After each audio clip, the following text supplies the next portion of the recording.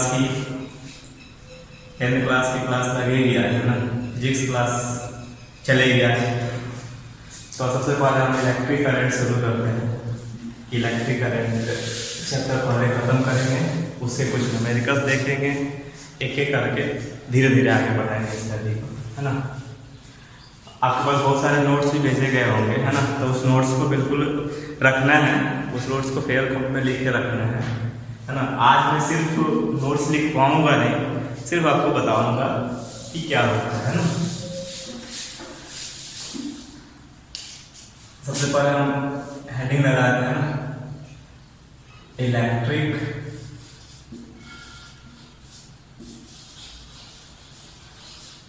Current.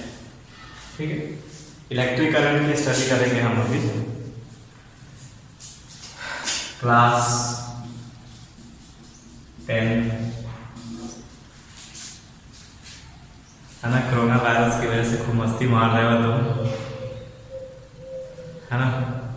पता नहीं कौन क्वेश्चन कर रहा है, कौन क्वेश्चन नहीं कर रहा है। क्वेश्चन देने के बाद पता ही नहीं चलता कौन क्वेश्चन कर रहा है, कौन नहीं कर रहा है। जिससे हो रहा है वो सेंड कर रहा है, जिससे नहीं हो रहा है वो सेंड कर ही नहीं रहा, कोई रिस्पॉन्स ही नहीं दे रहा है। बहुत सारे ऐसे बच्चे हैं 10th क्लास के जो बिल्कुल कोई रिस्पॉन्स नहीं दे रहे हैं, है ना। तो मैं नोटिस कर रहा हूँ ये बात कि कौन को रिस्पॉन्स नहीं दे रहा है ना।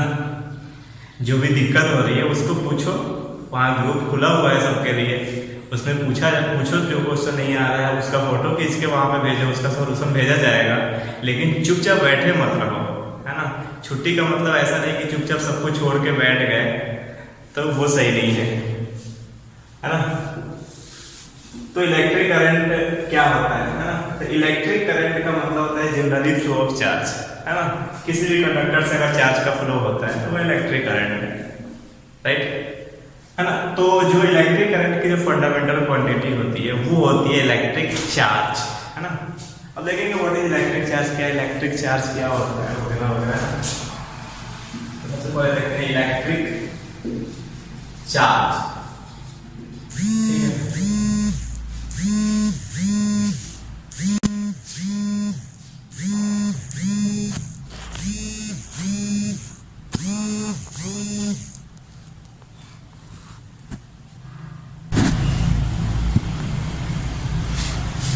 ठीक है, इलेक्ट्रिक चार्ज देखते हैं इलेक्ट्रिक चार्ज क्या होता है।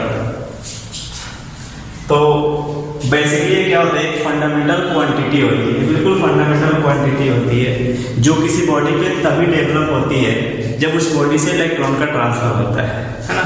जैसे मान लो एक बॉडी यहाँ, एक बॉडी यहाँ मान लिया हमने, और इस बॉडी से इस बॉडी में इलेक्ट्रॉन का ट्रांसफर हो रहा हो, तो हम कहते हैं कि यहाँ पे चार्ज डेवलप होगा, है ना। किसी भी बॉडी में तब तक चार्ज डेवलप नहीं होता है जब तक उस बॉडी से इलेक्ट्रॉन का ट्रांसफर ना हो, है ना। जब इलेक्ट्रॉन का ट्रांसफर होगा एक बॉडी से दूसरे बॉडी में, तभी उस बॉडी पे चार्ज डेवलप होगा।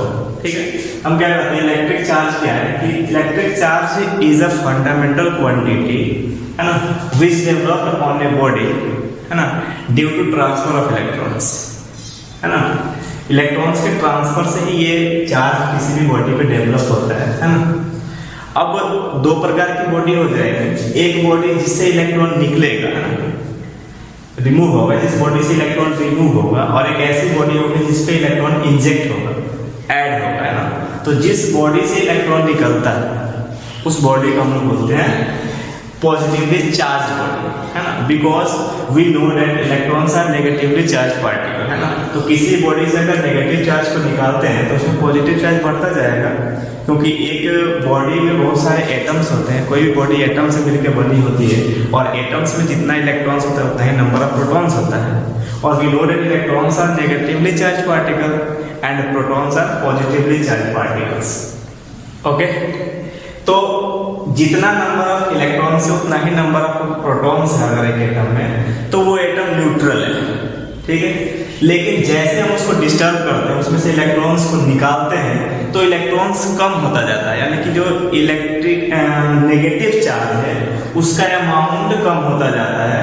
तो बट पॉजिटिव चार्ज तो कांस्टेंट रहता है, इसलिए पॉजिटिव चार्ज बढ़ने लग जाता है और वो बॉडी पे दिखने लग जाता है कि हाँ ये पॉजिटिवली चार्ज बॉडी है। ठीक है, इसका मतलब ये हुआ कि तब तक चार्ज किसी बॉडी पे डेवलप नहीं होगा जब तक उस बॉडी से कोई इलेक्ट्रॉन ट्रांसफर नहीं होगा। ठीक है, तो जिस बॉडी से इलेक्ट्रॉन निकलता है उस बॉडी को हम पॉजिटिवली चार्ज बॉडी बोलते हैं, और जिस बॉडी पे इलेक्ट्रॉन इंजेक्ट होता है उसको बोलते हैं हम नेगेटिवली चार्ज बॉडी। ठीक है, इसको डिनोशन करके आता दिखा है, तो इसको हम लोग सी से डिनोट करते हैं। ठीक है, सॉरी क्यू से डिनोट करते हैं या स्मॉल क्यू से डिनोट करते हैं। राइट, चार्ज को हम या तो कैपिटल क्यू लिखते हैं या स्मॉल क्यू लिखते हैं, अपनी मर्जी है। ठीक है, इसका एस आई यूनिट क्या होता है? तो एस आई यूनिट इसका कूलम्ब होता है, COULOMB कूलम्ब, और इसको डिनोट करते हैं सी से। तो कहीं भी अगर सी के साथ कोई बैटरी 4C लिखा हुआ है, 2C लिखा हुआ है, 1C लिखा हुआ है, सब क्या है? चार्ज है। राइट, अब कूलम्ब चार्ज की यूनिट हो गई है ना। अब एक माइक्रो कूलम्ब होता है, इससे छोटी यूनिट है माइक्रो कूलम्ब, उसको हम ऐसे नोट करते हैं 1 माइक्रो कूलम्ब। ये होता है 10⁻³ कूलम्ब के बराबर होता है। ठीक, अब इलेक्ट्रॉन्स पे चार्ज कितना होता है ना, है ना। तो चार्ज ऑन इलेक्ट्रॉन। ठीक है, इलेक्ट्रॉन पे जो चार्ज होता है उसको हम ई ऐसे लिखते हैं, और इस चार्ज को लिखते हैं -1.6 × 10⁻⁻19 कूलम्ब। ये नेगेटिव चार्ज क्या शो कर रहा है? तो इलेक्ट्रॉन्स की पोलैरिटी शो कर रहा है, इलेक्ट्रॉन्स नेगेटिव चार्ज होता है। ओके, अब charge on proton, charge on proton हम इसको लिखते हैं, या तो हम P लिख देते हैं या हम E बैक डाल देते हैं। ठीक है, ये पॉजिटिव हो, या तो 1.6 × 10⁻⁻19। यहाँ पे पॉजिटिव साइन क्या शो कर रहा है? तो protons are positively charge particles. ठीक है, बट दोनों पे जो मैग्नीट्यूड होता है चार्ज का वो बिल्कुल एग्जैक्ट सेम है। राइट, सिर्फ पोलैरिटी अलग अलग होती है। तो जो चार्ज का फ्लो जो बोलते हैं, वो फ्लो ऑफ चार्ज बोलते हैं, वो जनरली क्या है? फ्लो ऑफ इलेक्ट्रॉन्स ही है ना। जब जहाँ भी इलेक्ट्रॉन फ्लो कर रहा है वहाँ पे हम बोलते हैं कि चार्ज फ्लो कर रहा है, और जहाँ पे चार्ज फ्लो कर रहा है वहाँ पे इलेक्ट्रिक करंट फ्लो कर रहा है। राइट, तो इलेक्ट्रिक करंट की जो फंडामेंटल क्वांटिटी क्या हुई वो इलेक्ट्रिक चार्ज हुई। इलेक्ट्रिक चार्ज को क्यू स्मॉल क्यू से डिनोट करते हैं, इसका एस यूनिट कूलम्ब होता है, कूलम्ब से छोटा यूनिट माइक्रो कूलम्ब होता है। 1 माइक्रो कूलम्ब 10⁻³ कूलम्ब के बराबर होता है। इलेक्ट्रॉन पे चार्ज होता है -1.6 × 10⁻⁻19 कूलम्ब, एक प्रोटॉन पे चार्ज होता है 1.6 × 10⁻⁻19 कूलम्ब। राइट,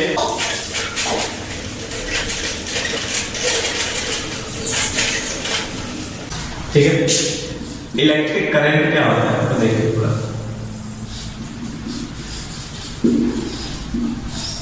इलेक्ट्रिक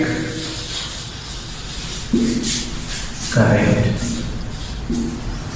ठीक है, इलेक्ट्रिक करंट क्या होता है वो थोड़ा सा देखेंगे। ठीक है, अब कोई सा भी कंडक्टर है, मान लीजिए कंडक्टर है, इस टाइप का कंडक्टर है। ठीक है, और यहाँ से चार्ज, इलेक्ट्रिक चार्ज फ्लो हो रहा है ऐसे। ठीक है,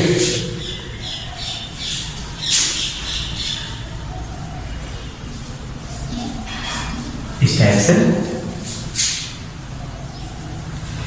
तो जितना अमाउंट ऑफ चार्ज है ना 1 सेकेंड में, किसी भी कंडक्टर से 1 सेकेंड में जितना अमाउंट ऑफ चार्ज फ्लो होगा उस अमाउंट ऑफ चार्ज हम बोलते हैं इलेक्ट्रिक करंट। जैसे मान लीजिए किसी भी कंडक्टर से मान लीजिए 1 सेकेंड में 1 कूलम्ब चार्ज फ्लो हो, हम कहेंगे कि उसमें करंट का वैल्यू 1 एम्पियर है। करंट कैसे एम्पियर होता है वाकई है ना। चलिए, it is defined by,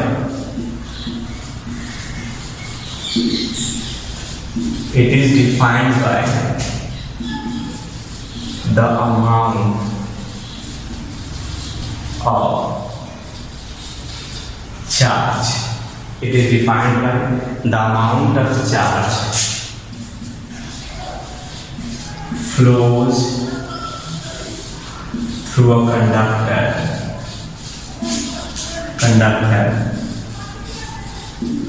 per unit time.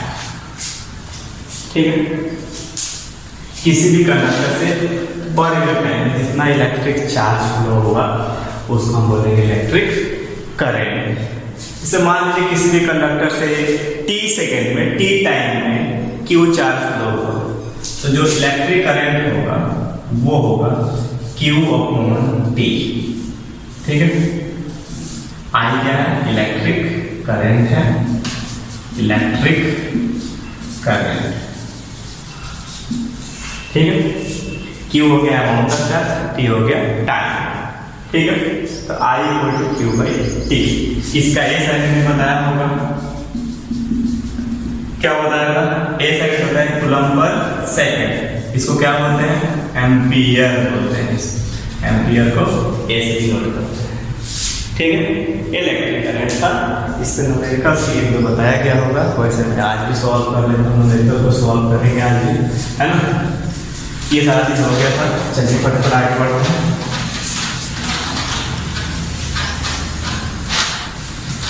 और इसको याद भी करना है ना, सिर्फ लिख के छोड़ नहीं देना है। ठीक है, क्वेश्चन है,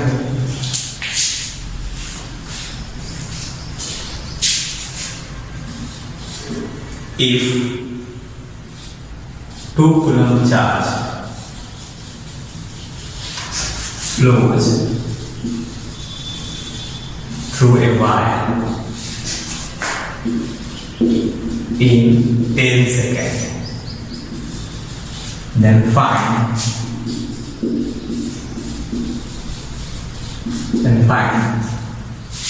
amount of current। ठीक है, किसी भी वायर से 10 सेकेंड में 2 कूलम चार्ज फ्लो हो, तो बताइए उस वायर से कितना अमाउंट ऑफ करंट फ्लो हो। ठीक है, ऐसे सबसे पहले हम क्या देखेंगे कि गिवन क्या है। ठीक है, 2 कूलम चार्ज लाइट दिख रहा है यहाँ पे, इसका मतलब जो Q का वैल्यू हो गया वो 2 कूलम हो गया। ठीक है, टाइम हो गया 10 सेकेंड हो गया। कोई भी न्यूमेरिकल सॉल्व करने से पहले हम ये तय करते हैं कि जो गिवन डेटा है क्या वो SI यूनिट में है। तो देख लेते हैं कि Q का वैल्यू कितना हो गया, 2 कूलम। कूलम क्या है, SI यूनिट है चार्ज का। ठीक है, टाइम का यूनिट सेकंड है, टाइम सेकंड में दिया हुआ है। ठीक है, सब कुछ तो फॉर्मूला यूज करेंगे I equal to Q upon T। ठीक है, तो ये हो जाएगा Q का वैल्यू 2 है और T का वैल्यू 10 है। ये हो गया 2 5 10 यानी 1/5, इसको लिखेंगे 0.2 एम्पियर। ठीक है, तो ऐसे छोटे छोटे न्यूमेरिकल्स इससे पूछे जाते हैं, है ना।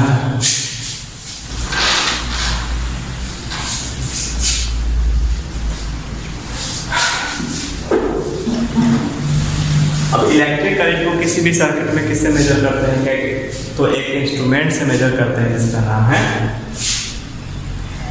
एमीटर।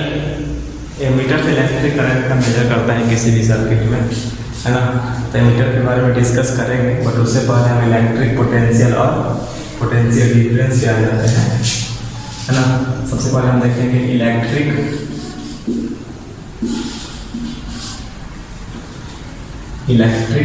पोटेंशियल। इलेक्ट्रिक पोटेंशियल ये क्या होता है, ये इलेक्ट्रिक पोटेंशियल जनरली किसी एक पॉइंट का डिफाइन करते हैं, किसी भी एक पॉइंट का, है ना। उसमें क्या करते हैं, ये देखते हैं कि 1 कूलम पॉजिटिव चार्ज, जिसको हम लोग बोलते हैं टेस्ट चार्ज भी बोलते हैं या यूनिट पॉजिटिव चार्ज भी बोलते हैं, है ना। तो यूनिट पॉजिटिव चार्ज को इन्फिनिटी से किसी भी पॉइंट पे लाने में जो वर्क डन करना पड़ता है उस वर्क डन को हम बोलते हैं इलेक्ट्रिक पोटेंशियल उस पॉइंट। ठीक है, क्या कहा मैंने कि यूनिट पॉजिटिव चार्ज को इन्फिनिटी से किसी भी पॉइंट तक लाने में जो वर्क डन किया जाता है उस वर्क डन को हम बोलते हैं इलेक्ट्रिक पोटेंशियल उस पॉइंट का। ठीक है, यानी कि हम लोग ऐसे डिफाइन कर सकते हैं इसको, है ना।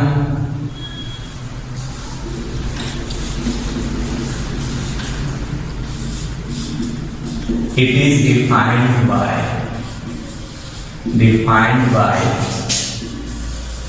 the work done, ऐसा देखो, defined by the amount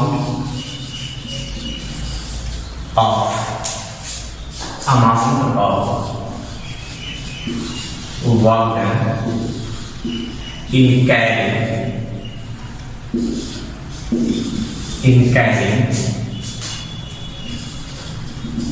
unit positive charge, जिसको हम लोग बोलते हैं +1 कूलम चार्ज, है ना। Unit positive charge from infinity to a point, infinity to a,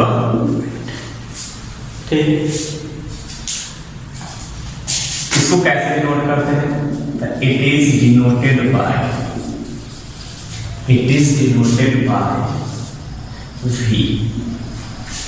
ठीक है, जैसे मान लीजिए कि एक पॉइंट हमने यहाँ पे A माना और यहाँ पे कोई भी चार्ज हमने Q रख दिया, ठीक है, और ये 1 कूलम चार्ज है ना, जो कि इंफिनिटी पे है ना, उसको हमें यहाँ से यहाँ पे लेके आना है।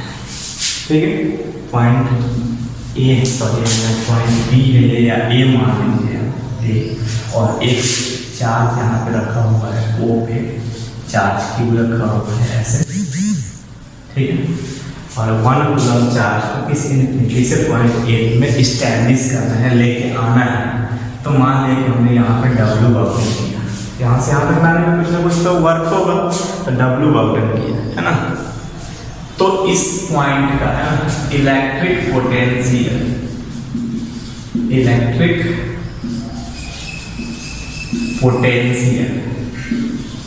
at point A is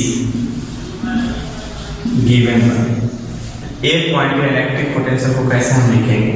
उसको लिखेंगे VA। इसका मतलब है electric potential at point A।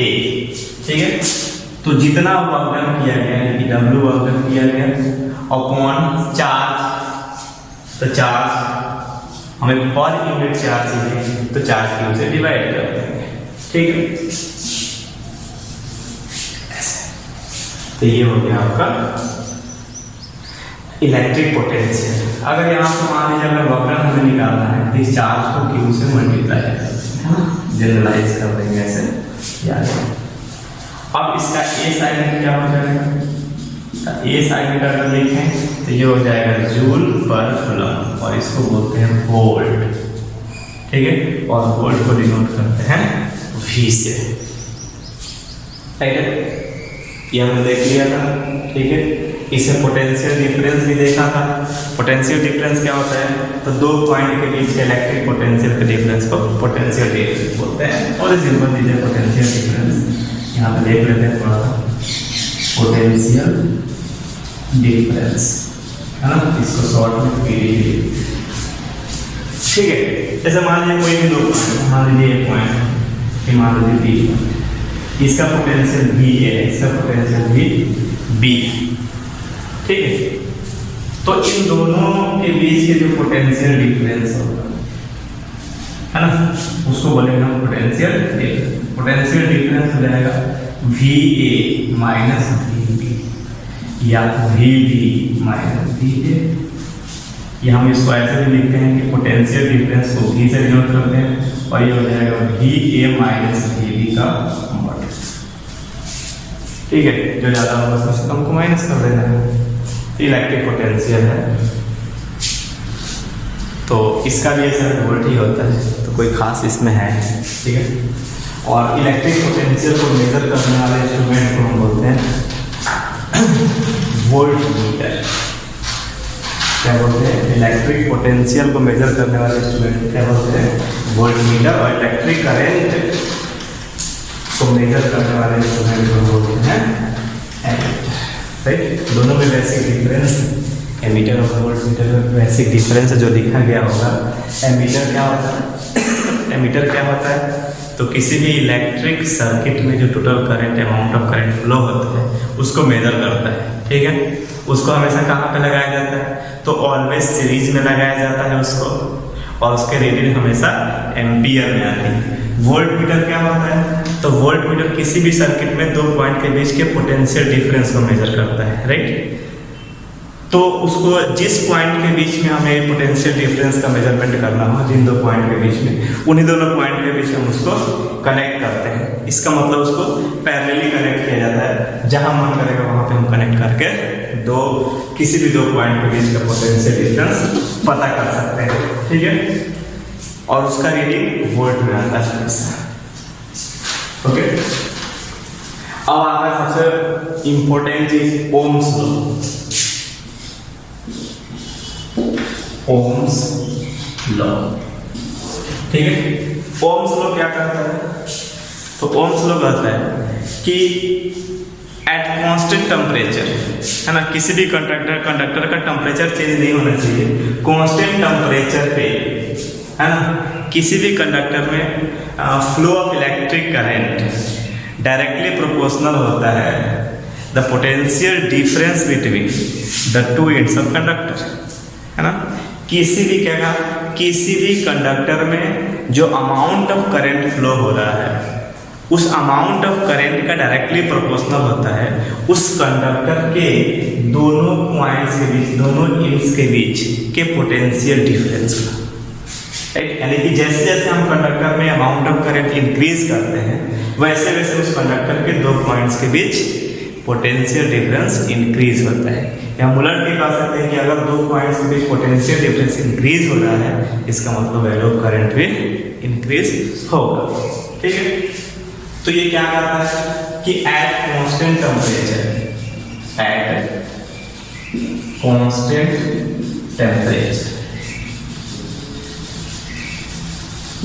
ठीक है, ये condition at constant temperature the amount of electric current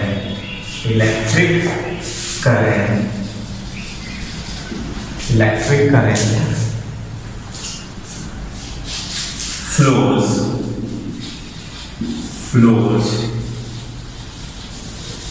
through a conductor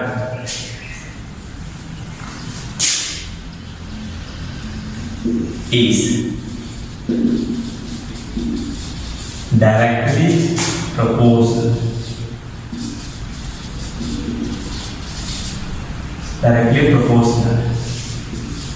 to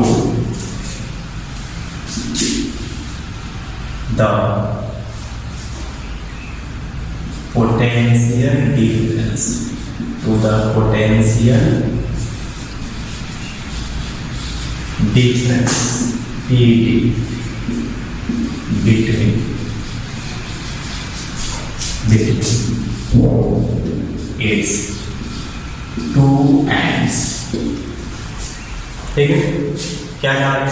at constant temperature the amount of electric current flows through a conductor is directly proportional, यानी कि जैसे जैसे amount of current increase किया जाएगा, वैसे वैसे दोनों ends के बीच का पोटेंशियल डिफरेंस भी इंक्रीज होगा। ये कहता है ओम्स लॉ, ठीक है। जैसे मान लीजिए इसको हम ऐसे लिखेंगे कि किसी कंडक्टर से मान लो आई करंट फ्लो हो, तो जो आई का वैल्यू डायरेक्टली प्रोपोर्शनल होगा V, ठीक है। यानी कि हम इसको ऐसे भी लिख सकते हैं कि V directly proportional to I। I जैसे जैसे बढ़ेगा वैसे वैसे V बढ़ेगा, जैसे जैसे V बढ़ेगा वैसे वैसे I भी बढ़ेगा, ठीक है। तो इस प्रोपोर्शनलिटी को हटाने के लिए एक कांस्टेंट यूज करेंगे, तो यहाँ पे वो कांस्टेंट होगा R, तो V इक्वल हो गया I R। इस R को हम लोग बोलते हैं प्रोपोर्शनलिटी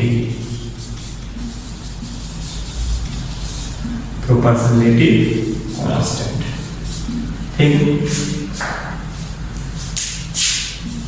और इस प्रोपोर्शनलिटी कांस्टेंट को बोलते हैं रेजिस्टेंस। क्लियर?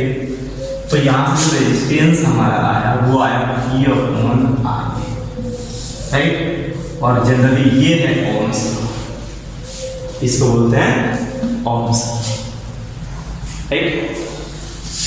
अब इसकी जो रेजिस्टेंस है वो किसी भी कंडक्टर की एक इनहेरेंट प्रॉपर्टी होती है, एक इंटरनल प्रॉपर्टी होती है ना, जो किसी भी कंडक्टर से फ्लो ऑफ इलेक्ट्रिक करंट का अपोज करती है। ये लिखवाया गया होगा वहाँ पे, है ना, कि जो रेजिस्टेंस होता है कंडक्टर का, तो वो एक कंडक्टर की इनहेरेंट प्रॉपर्टी होती है, वो सभी कंडक्टर में पाई जाती है ना। किसी में कम होती है, किसी में ज़्यादा होती है, किसी में बहुत कम होती है, किसी में बहुत ज़्यादा होती है। तो रेजिस्टेंस क्या है? किसी भी कंडक्टर की एक इनहेरेंट प्रॉपर्टी है ना, जो उस कंडक्टर से इलेक्ट्रिक करंट के फ्लो का अपोज करती है, राइट। समझ में आ रहा है ना? ये लिखा गया होगा है ना कि it is an inherent property of a conductor which always opposes the flow of electric current to that conductor। ठीक है, रेजिस्टेंस में क्या लिखा गया था? रेजिस्टेंस में लिखा गया था कि it is an inherent property of a conductor which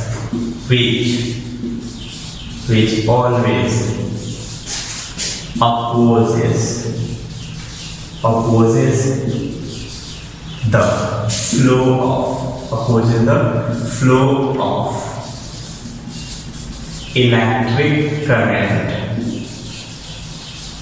electric current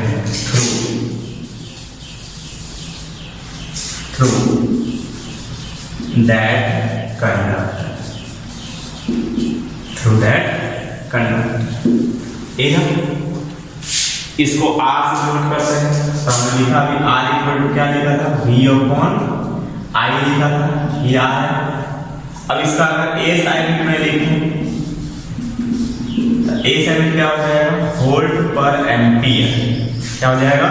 volt पर एम्पियर, और इसको बड़े प्यार से हम बोलते हैं ओम। ठीक है, और ओम को ऐसे सिंबल से डिनोट करते हैं, ये ओम है। ठीक है, तो ये था रेजिस्टेंस। अब किसी भी कंडक्टर का रेजिस्टेंस है ना, कुछ बातों पे डिपेंड करता है, कुछ बातों से अफेक्ट होता है, कुछ बातों से प्रभावित होता है ना। तो वो फैक्टर्स हम लोग देखेंगे जिससे किसी भी कंडक्टर का रेजिस्टेंस अफेक्ट होता है, प्रभावित होता है ना। तो इसमें हम लोग लिखा फैक्टर्स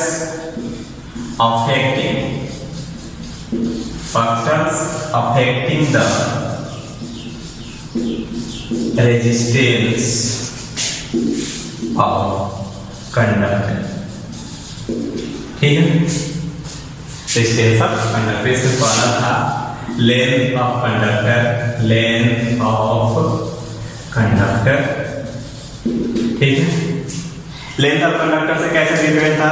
जैसे जैसे कंडक्टर का लेंथ बढ़ाया जाता है वैसे वैसे रेजिस्टेंस उस कंडक्टर का बढ़ता जाता है। यानी इसमें लिखते हैं कि R होगा रेजिस्टेंस ऑफ कंडक्टर और डायरेक्टली प्रोपोर्शनल होगा L का। इसको पहला इक्वेशन हमने माना। इसका मतलब क्या है कि जैसे जैसे R इंक्रीज होगा, सॉरी L इंक्रीज होगा, वैसे वैसे R इंक्रीज होगा। दूसरा था एरिया ऑफ क्रॉस सेक्शन। ठीक है, एरिया क्रॉस सेक्शन ये बोलते हैं। यहाँ देखो, अगर ये मान लो कंडक्टर है तो ये जो पार्ट है ना, ये वाला पार्ट है, इसको हम लोग बोलते हैं एरिया क्रॉस सेक्शन। ठीक है, ये एरिया क्रॉस सेक्शन।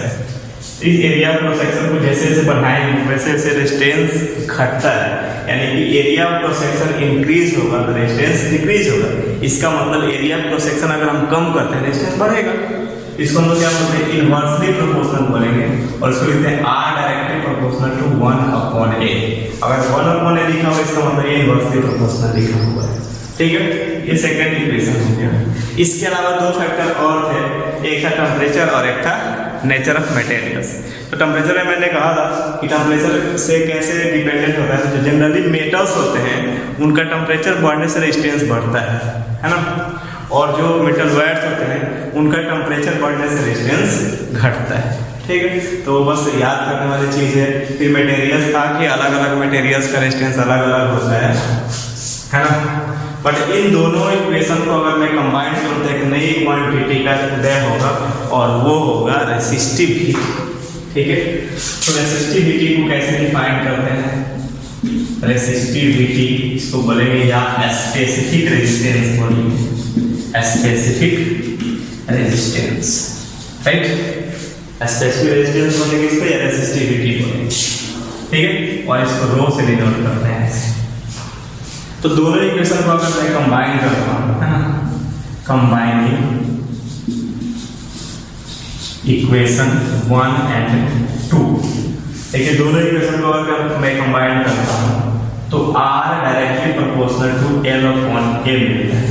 और यहाँ फिर से प्रोपोर्शनलिटी को हटाने के लिए कांस्टेंट यूज करेंगे जिसको बोलेंगे रो रेसिस्टिविटी ऑफ कंडक्टर, है ना। तो R equal to rho L upon A, ये रेजिस्टेंस ऑफ कंडक्टर है। ठीक है, ये रो L अपॉन। ठीक है, अगर यहां से मैं रेसिस्टिविटी यानी रो निकालना चाहता हूं तो रो हो जाएगा ये आगे मल्टीप्लाई हो जाएगा तो R A अपॉन L, ये एक्चुअली रेसिस्टिविटी है, स्पेसिफिक रेजिस्टेंस। ठीक है, इसका SI में बहुत बार पूछा जाता है कि इसका SI यूनिट क्या होगा। तो SI में देख लेते हैं यहाँ पे। रेजिस्टेंस का SI यूनिट होता है ओम। ठीक है, एरिया मीटर स्क्वायर और ये लेंथ का होता है मीटर। तो यहाँ से 1 मीटर से 1 मीटर कैंसिल, ये हो जाएगा ओम मीटर। क्या होता है इसका SI यूनिट? ओम मीटर। तो इसका SI यूनिट ओम मीटर होता है। ठीक है, और इसमें न्यूमेरिकल्स बहुत इंपॉर्टेंट होते हैं, कई बार न्यूमेरिकल्स खूब पूछे जाते हैं।